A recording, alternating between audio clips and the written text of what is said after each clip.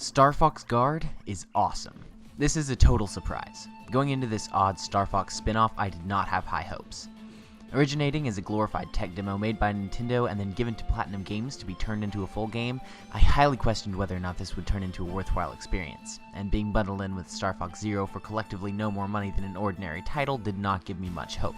It turns out, though, that while the presentation is lacking, the gameplay is so insanely fun and satisfying that Star Fox Guard has quickly become my favorite game of the year so far. The visuals are where Star Fox Guard shows its budget title status the most. It is a relatively pretty game, don't get me wrong. Environments are appealing and character models for the invading robots, especially the bosses, are quite endearing.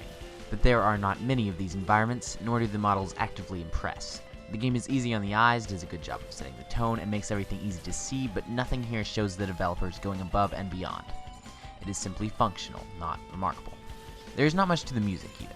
Most of it is remixed from other Star Fox games, or otherwise fades into the background and is impossible to remember.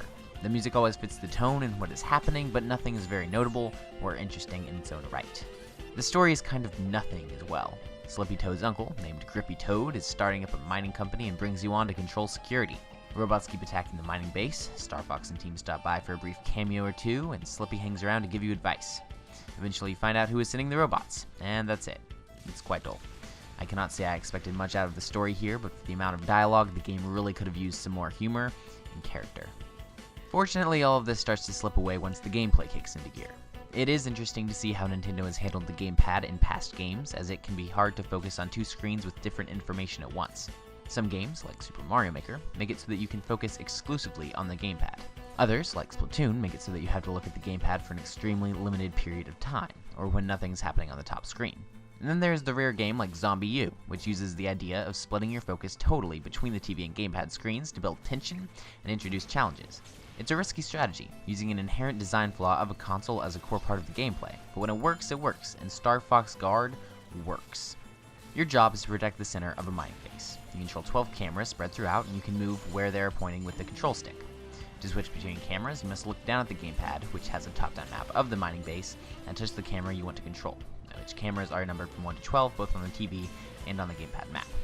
These cameras can shoot lasers. That's important because robots are going to be coming into your maze of a base from all sides. Robots are split into two types, Combat Class and Chaos Class. If a Combat Class robot makes it to the center of your base, you lose. Chaos Class robots, on the other hand, will simply wreak havoc on your defensive systems and make it easier for the combat bots to take you down. You can see these robots in real time on your gamepad map once they make it into your base.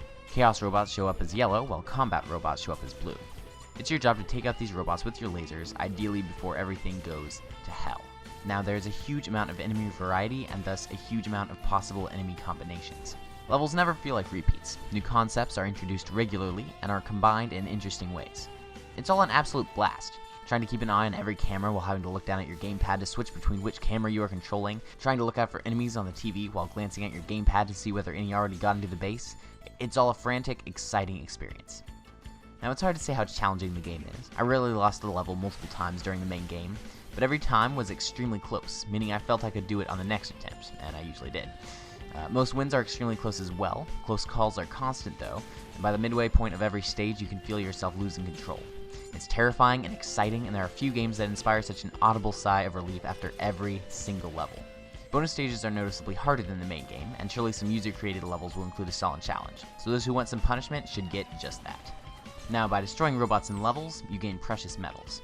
These let you level up, and at certain levels you gain upgrades for your cameras. These upgrades can be given to cameras before battle begins, so if you see you have a weak point after failing a level, you can add upgrades to help improve your performance. It's a cool addition, though I rarely found myself upgrading my cameras even on challenging levels. At other points while leveling up, you unlock bonus stages. These throw interesting twists into the formula that makes things more challenging. Sometimes you can't attack enemies until they reach a certain point on the map, or you only have a certain amount of ammo. The game has quite a bit of content. While the main game only takes around 4 hours, the bonus levels will double that time, and with online levels to complete and many more to make yourself, there should be more than enough to make your purchase worthwhile. Speaking of, there are online levels. Taking a page from Super Mario Maker, Nintendo and Platinum added an easy-to-use level creator. Simply select a stage and then choose when and where various enemies begin their attack. It's a brilliantly laid out interface as it shows a timeline and a top-down perspective, with the gamepad making everything easy to edit. It also adds a huge amount of value to the experience, as it's easy to spend a lot of time trying to make a challenging stage. Also, like Super Mario Maker, this is harder than it looks, and there are countless online levels to try out. Now, Star Fox Guard is rather unique in how you can purchase it. The game is bundled in with Star Fox Zero for the standard game price of $60. Now, I have not played Star Fox Zero, but if you are considering picking that game up at retail yet are worried about the price, the addition of Star Fox Guard should put you over the edge. And if you are planning on buying Zero anyways, this should be an awesome bonus. On the other hand, if you don't want Zero, you can download Guard off the eShop for $15. When I found out how much it costed, I could not believe it. I honestly expected a much higher price. This game is an absolute bargain for the cost. You should absolutely pick it up. I want more games like this from Nintendo.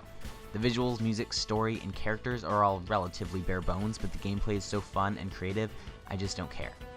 This is an experience that shows what amazing stuff Nintendo can do when they really try something new and crazy with unique hardware. With tons of online levels to play and create on top of an awesome campaign, all with an extremely low price, this game is a must-have. Star Fox Guard may be the most fun I've had playing the video game all year.